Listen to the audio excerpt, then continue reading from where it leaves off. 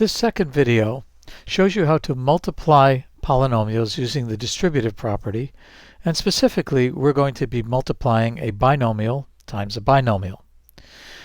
We'll first look at a binomial multiplication that you might be familiar with, a problem like 23 times 31. If you were doing this by hand, you would multiply 1 times 3 to get 3. You would multiply 1 times 20 to get 20. Then you would multiply 30 times 3 to get 90. And then 30 times 20 to get 600. Add them together to get 713.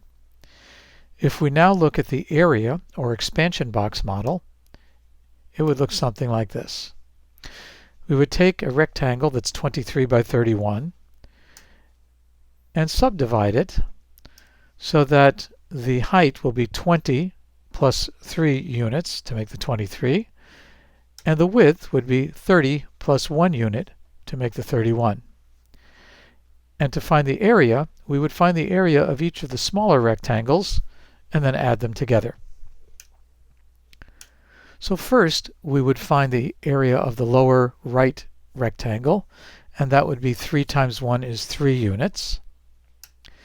Next, 20 times 1, or 1 times 20, would be 20 units for that rectangle. This one would be 90 units, 30 times 3. And this would be 600 units, 30 times 20. Add those all together, and we get the result 713, which is 23 times 31. Now we're going to look at how to multiply in much the same way, but using binomials. First, we set up an expansion box that in this case is x plus 2 by x plus 5. We divide it into 4 parts, and we let the height be x plus 2 units divided that way, and the width is going to be x plus 5 units. And here you see the expansion box for multiplying x plus 5 times x plus 2. In the upper left, we would get x squared. In the upper right, that would be 5x. In the lower left, 2x. And in the lower right, 10. And then, to find the product, we add those 4 terms together, x squared plus 5x plus 2x plus 10. 5x plus 2x can be simplified to 7x, and there we see the result. And if asked to do this multiplication, you would write the result as x squared plus 7x plus 10. Here's another example, this time with a negative. So we're going to model negatives as accurately as we can. The height of this rectangle will be x plus 2 units. The width of that box is going to be x units, and we're going to take away 3 units so that that yellow part is x minus 3 wide.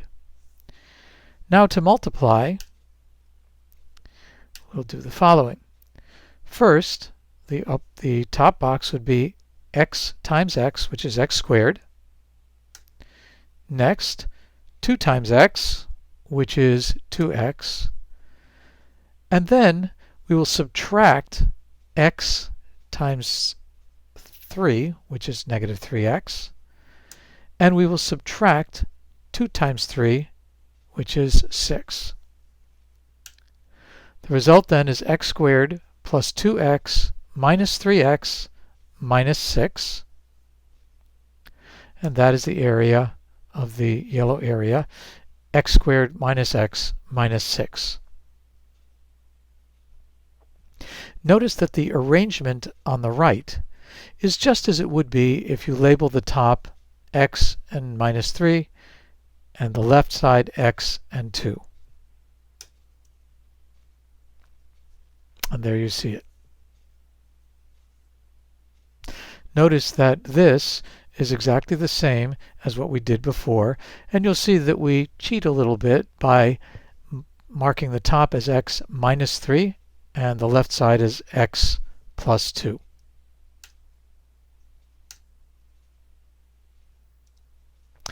If we do this vertically, as seen on the right, this would be negative 3 times x plus 2, which is negative 3x minus 6, and then x times x plus 2, which is x squared plus 2x, and notice that we align like terms, and when we add we get the same result, x squared minus x minus 6. Finally, we'll do one more example, this with two negatives. So we'll start with an x squared, and we will take off 5 units from the bottom. So the top rectangle, the height of that rectangle is now x minus 5. And then with the width being x, we will take off 4 units. And now the remaining length is x minus 4. And that yellow portion is what we're finding the area of, which is x minus 5 by x minus 4. If we set this up as an expansion box, we would calculate x squared. Then we would take off 5 times x. And then we would take off 4 times x. But notice that that lower right area, that darker red rectangle, has been taken off twice. Once here and once here. So we have to add that back, 5 times 4, to get the correct area to compensate for that. So the total area of that yellow portion is x squared minus 9x plus 20. We can set this up just as a regular expansion box this way, with x minus 4 across the top, x minus 5 down the left, finding the area of each of the smaller rectangles and adding them up to get x squared minus 9x plus 20. Here are the problems to try. Please stop the video, do all of these multiplications, and then restart the video to see the answers.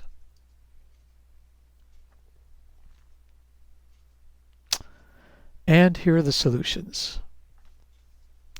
What I did was I gave you the original problem on the left. Next, the components of the 4 boxes in the expansion box. And then all the way on the right is the simplest form of the answer. Stop the video if you need to check all of your answers.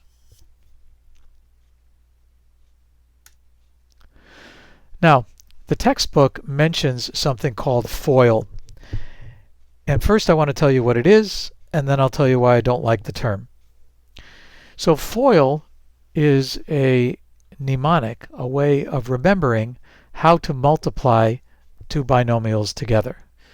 And what it stands for is you multiply the first two terms, the 2x times 5x, together. That's the first. Then you would multiply the outer two terms, 2x times negative 1. Then you would multiply the inner two terms, 3 times 5x, and then the last two terms, 3 times negative 1, and then add those results together to get 10x squared plus 13x minus 3. Here's why I don't like FOIL.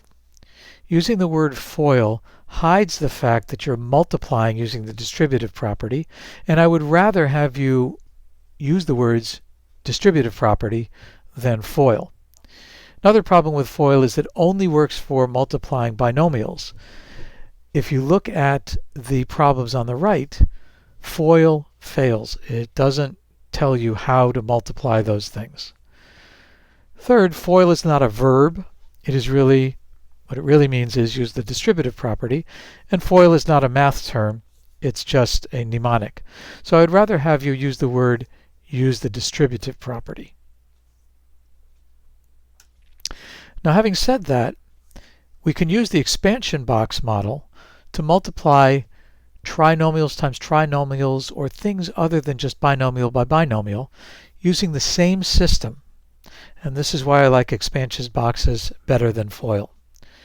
So to do this multiplication, we really need a 3 by 3 expansion box. And along the height, we will represent x squared minus x minus 1. And along the width, we will represent x squared plus 3x plus 2. And we'll divide this rectangle into 9 different boxes and place the expressions as follows. So down the left, it's x squared minus x minus 1. Across the top, it's x squared plus 3x plus 2. You might want to stop the video now and work this out before I show it to you. Now at this point, the first line should read x to the 4th plus 3x cubed plus 2x squared. Then negative x cubed minus 3x squared minus 2x.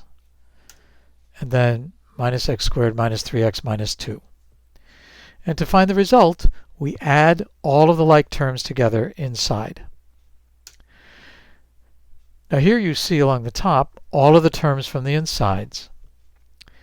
The x to the 4th term came from that upper left box. The two x to the 3rd terms come from those two boxes. The x squared terms come from these three. The x terms come from those two boxes. And then the constant at the end comes from that last box. If we add together all of the like terms, simplifying, we get x to the 4th plus 2x cubed minus 2x squared minus 5x minus 2.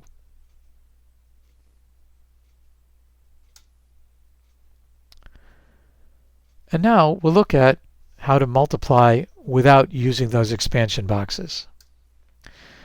One way to do it is this vertical way, which I've shown you a couple of times before.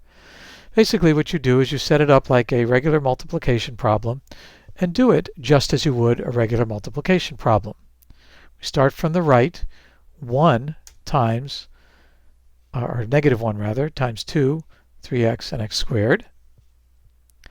And then it's negative x times the three terms above.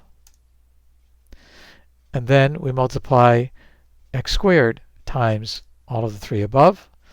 And we've arranged things so that like terms are right above and below each other.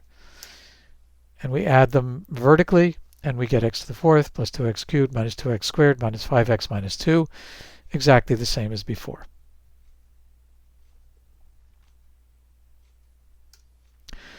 Another way, if you do not wish to use the boxes or the vertical model, is to multiply the following way.